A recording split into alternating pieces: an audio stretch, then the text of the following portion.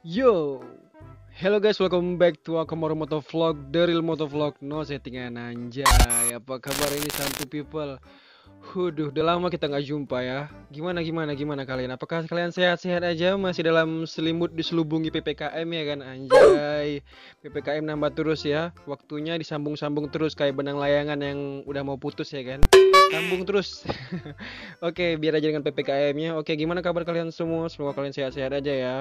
So, terima kasih udah klik video ini. Jadi di video kali ini tuh aku udah lama nggak upload video dan kalian tahu gimana semangatnya aku ya kan. Tapi sayang sekali teman-teman, di video kali ini tuh aku semangatnya agak sedikit turun karena ada trouble, ada masalah di mikrofon lagi, again dan again mikrofon aku tuh bermasalah ya kan. Aduh, ada apa sih ya kan dengan mikrofon aku nih?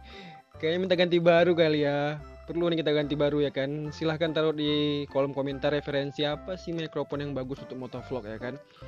Oke, jadi di video kali ini tuh karena berhubung kita ada sedikit masalah dengan sound ya. Jadi ya udahlah aku mutusin untuk ngisi sound dengan ini aja ya, dubber aja ya. Kita isi sound di luar aja daripada video ini, oke? Gimana sih keseruan Jalan Banda Aceh itu, ada apa aja sih ya kan?